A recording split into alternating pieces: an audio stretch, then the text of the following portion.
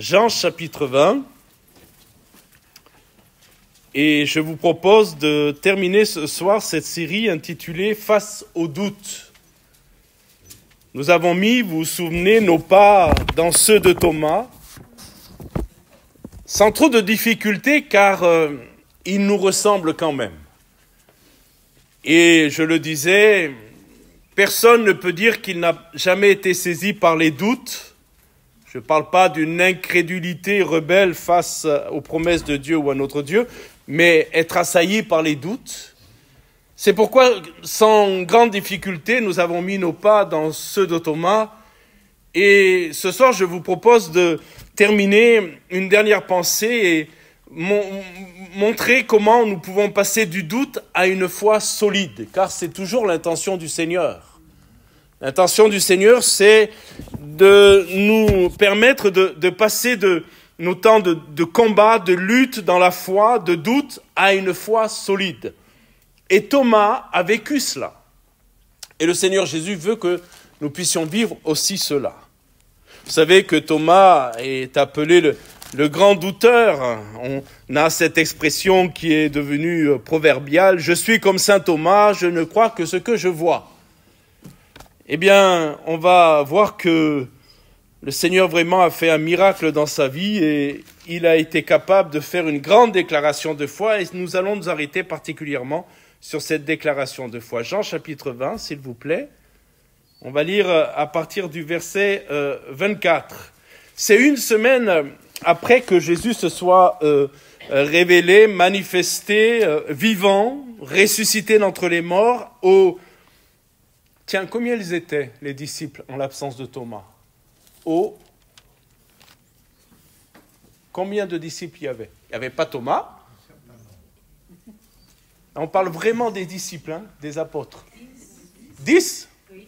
Puisque Judas, vous savez, eh bien, avait mis fin à sa vie. Donc, Thomas était absent. Jésus s'est présenté aux 10 qui étaient là, mais Thomas était absent. Au verset 24, nous lisons... À la deuxième réunion, la deuxième fois, on le disait vendredi dernier, il était bien là.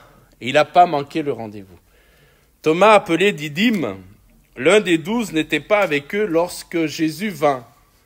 Les autres disciples lui dirent, « Nous avons vu le Seigneur. » Mais il leur dit, « Si je ne vois pas ses mains, si je ne vois dans ses mains la marque des clous, et si je ne mets mon doigt dans la marque des clous, et si je ne mets ma main dans son côté, je ne croirai point. » 8 jours après, les disciples de Jésus étant de nouveau dans la maison, et Thomas se trouvait avec eux, Jésus vint, les portes étant fermées, se présenta au milieu d'eux et dit, « La paix soit avec vous. » Puis il dit à Thomas, « Avance ici ton doigt et regarde mes mains, avance aussi ta main et mets-la dans mon côté, et ne sois pas incrédule, mais crois. » Thomas lui répondit, verset 28, très important, la réponse de Thomas, « Mon Seigneur et mon Dieu. » Jésus lui dit, « Parce que tu m'as vu, tu as cru. Heureux ceux qui n'ont pas vu et qui ont cru. » Amen. Dans nos messages précédents, rappelez-vous, nous avons vu le doute de Thomas, en raison certainement de son absence, et la manière dont Jésus lui a répondu avec patience. Le Seigneur ne le met pas de côté, le Seigneur ne dit pas, c'est une des brebis qui n'a pas cru, qui n'était pas là. Nous nous souvenons que le bon berger est celui qui va chercher la brebis qui manque. Et pour nous, c'était une seulement. Pour Jésus, c'était une qui manquait. Et le Seigneur avait dit que, rappelez-vous, il ne perdrait aucun de ceux que son Père lui avait confiés, si ce n'est le fils de la perdition.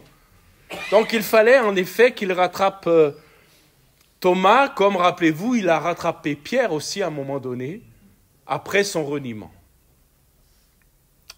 L'invitation de Jésus était une invitation à une rencontre personnelle et on en a déjà parlé la semaine dernière, ça a transformé l'incrédulité de Thomas. C'est cette rencontre personnelle avec Jésus. Et certainement, tout à l'heure, on priera pour que les personnes qui viennent ici, au milieu de nous, ou comme hier soir chez Lydie et Pascal, est une rencontre personnelle avec Jésus. C'est le but. C'est Jésus qui est capable de changer les vies. C'est Jésus qui a changé ma vie et la vôtre, oui ou non? Et seul Jésus est capable de le faire. Alors, comme Jésus l'a fait avec Thomas, nous croyons qu'il veut le faire aussi avec ceux à qui nous témoignons et ceux qui viennent au milieu de nous. Ce soir, on va parler de la confession de foi de Thomas. On va voir que c'est une déclaration puissante de foi. D'ailleurs, c'est assez étonnant, mais seul Thomas a fait cette déclaration. Les 10 autres ne l'ont pas fait. Et on va voir de quoi il s'agit. On va voir aussi que le Seigneur nous invite à avoir une foi qui dépasse la vue. Et puis on verra aussi comment on peut rapidement grandir dans une foi solide et engagée. D'abord, une déclaration puissante de foi. Thomas, qui refusait de croire sans preuve, se retrouve en présence de Jésus ressuscité. Et à ce moment-là, regardez bien, il ne se contente pas de reconnaître Jésus comme vivant. Il aurait pu dire, eh bien en effet, Jésus, tu es vivant. Je n'ai pas cru les autres disciples, j'ai manqué de foi et je reconnais que tu es véritablement ressuscité. Et cela aurait pu suffire dans sa démarche de foi. Mais sa réaction a été, remarquez-le, de dire avec conviction, mon Seigneur est mon Dieu. Remarquez, il ne dit pas mon Sauveur et mon Rédempteur. Ce qui est vrai, oui ou non? Jésus est son Sauveur et son Rédempteur. Mais il dépasse simplement le Jésus qui sauve pour dire il est mon Seigneur et il est mon Dieu. Remarquez le mon aussi, le pronom personnel, c'est le mien. C'est celui des autres, certainement, en tout cas chacun a à rendre compte de sa foi en Jésus. Le mari ne peut pas rendre compte de la foi de son épouse et l'épouse de son mari. Et chacun de nous devra et doit se positionner dans sa foi en Jésus. Est-ce qu'il est véritablement mon Sauveur et mon Seigneur? Il ne faut pas qu'il le soit simplement de mes parents, de mon mari, de mon épouse, il faut qu'il soit le mien. Et Thomas dit c'est le mien. C'est certainement le Sauveur des autres, enfin le Seigneur est le Dieu des autres, mais il est mon Dieu et il est mon Seigneur, c'est le mien. Pourquoi c'est important cette déclaration? D'abord, dans la bouche d'un juif, ce n'est pas rien. Pour nous, peut-être, ça passe presque sans que nous le réalisions, mais pour qu'un juif dise que Jésus est son Dieu, c'est que quelque chose s'est passé dans son cœur. Pour les Juifs, vous savez, même écrire le nom de Dieu, ils s'interdisaient d'écrire le nom de Dieu. Et encore aujourd'hui, je ne sais pas si vous regardez certaines choses concernant les Juifs, lorsqu'ils écrivent Dieu, ils mettent souvent un point entre le D et le I. Parce que pour eux, c'est un sacrilège même d'écrire le mot, le nom de Dieu. Et quand Thomas dit que Jésus est son Dieu, c'est une vraie conviction de foi. Et puis, elle est personnelle, j'ai insisté lourdement, il ne dit pas c'est le Dieu des autres, c'est le Seigneur des autres, c'est mon Seigneur et c'est mon Dieu. La vraie foi ne consiste pas seulement à croire en Dieu, écoutez bien, la vraie foi ne consiste pas seulement à croire à Dieu. Il y a plein de gens qui croient en Dieu. Et je vais vous choquer, ils iront peut-être en enfer. Le fait de croire en Dieu ne sauve pas. Il y a plein de gens, et nous en avons rencontré, souvent chez les scientifiques, car plus vous abordez le sujet de la création, de l'univers et même de l'homme, la petite chose comme de la grande chose, le système planétaire comme les bactéries, plus vous discutez avec de grands savants, plus ils sont capables de dire il existe un Dieu, c'est pas possible. Mais croire en l'existence de Dieu, c'est pas avoir la foi en Dieu comme il est question dans les évangiles. Il y a plein de gens qui croient en Dieu et je vais lire un verset que vous connaissez certainement, qui est choquant, mais qui est quand même une réalité. Même les démons croient en Dieu. Vous savez, il y a des gens qui nous disent des fois, je crois en Dieu. Oui, mais il faut définir qu'est-ce que tu dis quand tu crois en Dieu. Tu crois en l'existence de Dieu? Oui. Eh bien, les démons aussi croient en Dieu. Et Jacques 2, 19, je lis le verset rapidement. Tu crois qu'il y a un seul Dieu, en plus un seul Dieu, donc vraiment, on est dans une foi en un Dieu unique. Tu crois qu'il y a un seul Dieu, Jacques 2, 19, tu fais bien. Les démons le croient aussi, et vous connaissez la suite, et ils tremblent. La croyance en l'existence de Dieu n'est pas suffisante pour le salut, bien que la reconnaissance de l'existence d'un seul Dieu soit une première étape essentielle. Bien sûr, quand on veut mettre sa foi en Dieu et sa foi en Jésus, il faut commencer par croire en l'existence de Dieu. Mais ce n'est pas suffisant. Jacques souligne que même les démons partagent cette croyance, et pourtant ils tremblent. Alors ce tremblement, si on peut le dire ainsi, n'est pas celui de la crainte révérentielle et de l'adoration que nous avons. Nous ne tremblons pas devant Dieu de peur, nous tremblons quelque part devant Dieu de la crainte révérentielle qu'on a pour notre Dieu. Dieu est Dieu. Amen. Un jour, j'ai entendu un prédicateur qui prêchait lors d'une réunion de jeunesse et qui disait, littéralement, il a dit « Dieu est notre pote ». Ben, Dieu n'est pas notre pote. Dieu peut être notre ami. Et il est notre ami, mais il n'est pas notre pote. Je ne m'approche pas de Dieu comme je m'approche de mon pote. Et nous devons quand même, et c'est une réalité pour chacun de nous, j'en suis conscient et convaincu, nous devons quand même avoir cette crainte révérentielle de notre Dieu et l'adorer parce qu'il est Dieu. Mais pas la peur. Et les démons, eux, ont peur. Parce qu'ils savent qu'il y a un jugement sur eux. Jugement qui a été établi et qui est irrévocable. Les seules créatures de Dieu qui ne pourront pas être sauvées, c'est les démons.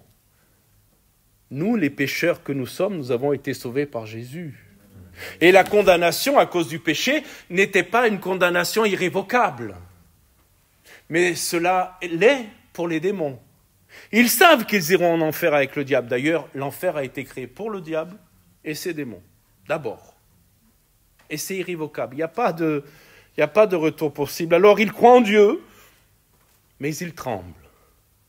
Ce verset met l'accent sur la différence entre une croyance intellectuelle et une croyance qui transforme la vie. Croire en Dieu intellectuellement, je le répète, il y a beaucoup de gens qui croient en Dieu intellectuellement. C'est simplement admettre son existence. Mais la véritable foi implique, écoutez bien, une soumission complète à sa volonté. Vous ne pouvez pas dissocier la foi véritable de l'obéissance et de la soumission complète à la volonté de Dieu. Une obéissance donc à ses commandements, mais pas que ce côté-là. Parce que si on en restait sur ce côté-là, on serait dans une vision légaliste de la foi. Mais nous sommes conscients aussi qu'avec cette foi véritable que nous avons une confiance totale en sa grâce. Amen. Oui, il y a la loi, oui, il y a l'obéissance. Oh, mais combien, Seigneur, nous te remercions parce qu'il y a ta grâce. C'est une foi qui se manifeste aussi par des actions. Être capable de déclarer « Mon Seigneur et mon Dieu » fait que notre vie va être transformée et on ne peut que constater les fruits de cette transformation. Avec le temps, les choses peut-être sont moins radicales, moins percutantes, mais je ne sais pas si vous en avez fait l'expérience, certainement lors de votre conversion, les gens dans votre entourage disaient « On ne vous reconnaît pas ». On n'était pas devenus des playboys ou des pin-up. Hein. Je ne parle pas de la beauté physique, je parle du cœur. Et les gens disaient, mais c'est bizarre, déjà tu n'es plus en notre compagnie, tu ne veux plus être en notre compagnie parce que leur compagnie nous aurait amenés dans des choses qui déplaisaient au Seigneur. Et puis tu changes dans ta mentalité, tu as changé. Le dimanche matin, maintenant, au lieu d'aller faire du sport ou la grasse matinée, tu vas t'enfermer quand il fait beau dans une église. Qu'est-ce que tu vas faire là-bas? Ben, la foi véritable fait que notre vie est transformée. Les démons connaissent la puissance de Dieu, ils tremblent devant sa majesté. Cependant, cette connaissance ne les sauve pas. Leur croyance est dépourvue, écoutez bien, de repentance. ne peuvent pas se repentir. D'amour et d'obéissance. Ils restent en rébellion contre Dieu. Notre croyance, mes frères et sœurs, est-elle une simple affirmation intellectuelle? C'est une question. Ou est-elle une foi vivante qui se manifeste dans notre vie au quotidien? Est-ce que simplement c'est là que ça se passe? Il faut que ça passe par là quand même. Mais il ne faut pas que ça reste là. Vous me suivez? C'est là que tout doit se passer. Et cette distance n'est pas très, très grande. Je parle sur le plan physique. L'anatomie humaine, c'est pas très grand la distance. Mais ça peut être vraiment un grand gouffre entre la tête et le cœur. Et notre Seigneur, il travaille les cœurs. Sommes-nous simplement des croyants en théorie? Moi, j'ai rencontré, je me souviens quand nous étions missionnaires à Saint-Pierre-et-Miquelon, il y a un monsieur qui était catholique qui venait à nos réunions le vendredi soir. On partageait la parole de Dieu sous forme de questions, de débats. Et je me souviendrai toujours, il me disait toujours, c'est vous qui avez la vérité. Mais on ne le voyait pas le dimanche parce que le dimanche, il fallait le sacrement. Il fallait l'Eucharistie, c'est un sacrement. Et cet homme, il en avait plein la tête. Il avait étudié. Mais on s'est rendu compte que rien ne se passait dans son cœur. Parce qu'il y a un moment, il faut ouvrir nos cœurs aussi. Amen. Il faut capituler. Une foi qui dépasse la vue. Jésus loue ceux qui croient sans voir. Vous l'avez lu? Parce que tu m'as vu, tu as cru. Heureux ceux qui n'ont pas vu et qui ont cru. Alors j'ai une réponse à une question que je vous ai posée. Je vous avais demandé votre avis, je ne sais pas si vous vous souvenez. Je vous posais la question, est-ce que vous croyez que Thomas a fait ce qu'il a demandé qu'il ferait? C'est-à-dire mettre ses doigts dans les marques des clous de Jésus et mettre sa main dans le côté. Et moi je vous ai répondu, je pense qu'il ne l'a pas fait. Mais en méditant encore aujourd'hui sur ce texte, j'ai la réponse, il ne l'a pas fait. Pourquoi? Parce que Jésus ne lui dit pas, parce que tu as mis tes doigts dans mes mains, ou ta main dans mon côté, tu as cru, mais parce que tu as vu. Donc vous voyez, Thomas a eu quand même sur ses exigences pour croire, il a eu une retenue quand même. Il a dit non, je ne vais pas aller au bout de ce que ça me suffit. D'ailleurs, on sent quand même quand on lit le texte que lorsque Thomas s'est exprimé et a dit « Mon Seigneur et mon Dieu », ça a été rapide et spontané. Ça lui suffisait, il avait vu Jésus. Cette parole, parce que tu m'as vu, tu as cru, heureux ceux qui ont cru, qui ont vu et qui n'ont pas cru, cette parole s'adresse directement à nous aujourd'hui. À moins que vous fassiez partie de ces rares personnes, et ça existe, qui ont vu Jésus. Vous savez que Jésus se manifeste, il s'est manifesté. On connaît l'histoire de l'apôtre Paul. Et puis on entend plein de témoignages de musulmans qui ont vu Jésus, littéralement, ils l'ont vu, Jésus leur est apparu. Mais si ce n'est pas le cas, nous faisons partie de tous ces heureux qui n'ont pas vu, mais qui ont cru. On n'a pas vu Jésus, mais on le croit. Mais on le croit sur quelle base? Eh bien, sur la base de sa parole. Nous n'avons pas vu Jésus de nos propres yeux, mais nous sommes appelés à croire en lui. Et la vraie foi repose sur la parole, pas sur des preuves visibles. Connaissez-vous la définition biblique et théologique de la foi? Déjà, savez-vous dans quel livre on la trouve? Pardon? Hébreux, quel chapitre? 11, les héros de la foi. Et Hébreux 11, 1 nous dit, c'est la définition. Or, la foi est une ferme assurance des choses qu'on espère, une démonstration de celles qu'on ne voit pas. Ça fait partie de ces versets qui fait que lorsque vous le lisez, vous pensez avoir une réponse, mais ça devient plus compliqué qu'avant d'avoir la réponse. La foi est une ferme assurance des choses qu'on espère, une démonstration de celles qu'on ne voit pas. Vous voyez, la foi, c'est croire sans voir. Beaucoup de personnes attendent des signes pour croire. Je sais pas, vous avez dû entendre ce genre de réflexion. Si Dieu existe, il a qu'à me donner un miracle. Bon, c'est pas nouveau, vous vous souvenez des pharisiens qui sont venus vers Jésus en lui disant « Fais-nous un miracle ». Vous connaissez la réponse de Jésus ? « Il ne vous sera donné d'autre miracle que celui de Jonas. Comme Jonas est resté 3 jours et 3 nuits dans le ventre du poisson, il en sera de même du Fils de Dieu. » Ou alors on entend parfois « Si je ressens quelque chose, alors je croirai. » Et il y a des gens, j'en suis convaincu, ils viennent au milieu de nous, ils se disent « Si je ressens quelque chose, je croirai. » Et des fois, ils ressentent juste un courant d'air. Et ils ne croient pas. Parce que la foi, ce n'est pas de voir, ce n'est pas de ressentir.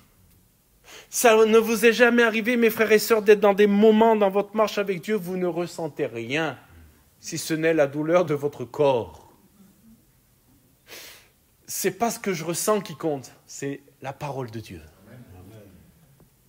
L'impala africain, on parle des impalas africains. Écoutez bien, j'ai vu ça. L'impala africain peut sauter jusqu'à une hauteur de 3 mètres. 3 mètres de haut, sans élan. Pourtant, ces magnifiques créatures peuvent être garées dans un enclos, dans n'importe quel zoo, avec un mur de 90 cm. L'impala peut sauter 3 mètres de haut, et ils les tiennent dans un enclos qui ne fait même pas 1 mètre de haut.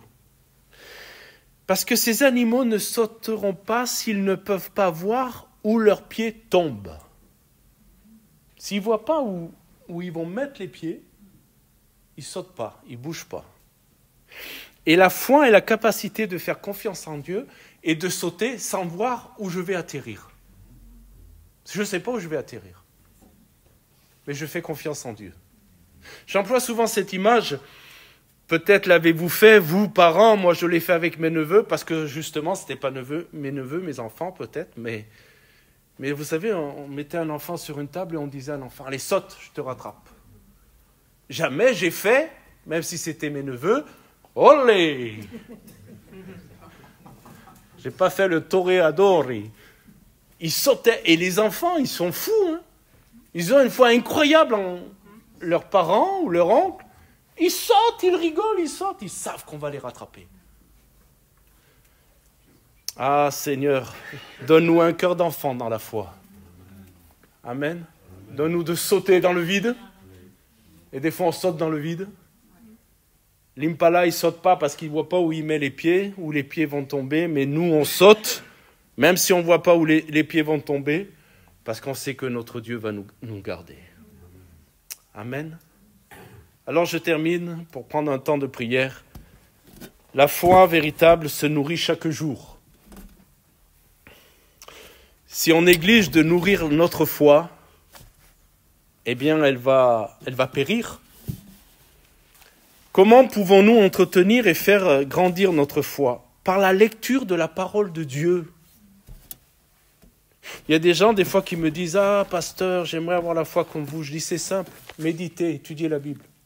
Ouvrez la Bible. » Vous connaissez ce verset qui dit, Romains 10, 17, « Ainsi la foi vient de ce que l'on entend, et ce que l'on entend vient de la parole de Christ. » Je crois même, au risque de choquer quelques-uns, pas vous, j'en suis convaincu, que la foi vient de ce que l'on entend, pas forcément de ce qu'on lit seulement, de ce que l'on entend. Et ce que l'on entend de la parole de Christ. Je crois que dans nos réunions, Dieu nous parle à travers de la prédication. Ne vous est-il jamais arrivé d'arriver à la réunion, de ne pas être bien, tout ça, il y a la prédication, un don spirituel, et voilà que la foi est renouvelée. Alléluia. Comment maintenir cette foi? Par la prière. La prière, c'est un temps de communion avec Dieu. Et dans ce temps de communion avec Dieu, Dieu peut nous parler dans notre cœur intérieurement. Et puis par la vie en communauté aussi. On s'encourage les uns les autres. Amen. Quand quelqu'un est peut-être découragé, on lui tape sur l'épaule et dit « T'es pas seul, on est là. » D'abord, le Seigneur est là. Mais l'Église est là aussi. Amen. une foi qui se manifeste dans un engagement.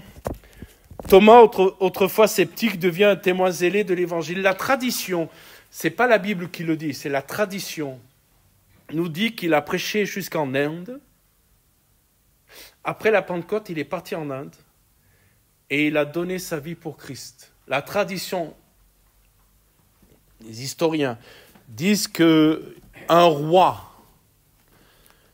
l'a transpercé de son épée parce que ce que Thomas disait le dérangeait. Vous voyez le Thomas douteur, hein? Quand il a une foi solide, il a été capable de devenir un martyr pour Jésus. D'ailleurs, cherchez, si vous voulez, sur Internet, tous les apôtres de Jésus sont morts en martyrs. Tous, sans exception.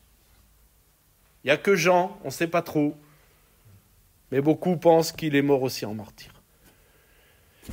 Et frères et sœurs, ce soir, on veut dire à Jésus, mon Seigneur et mon Dieu. Une conviction personnelle. Amen. Une foi solide. Alléluia. Mon Seigneur et mon Dieu, retenez ça, pas seulement mon Sauveur. Jésus, il est mon Sauveur, mais il est aussi mon Seigneur. On passe une étape supplémentaire, vous comprenez? C'est-à-dire c'est lui qui doit régner dans ma vie. Et il veut le faire. Amen. On va prier le Seigneur.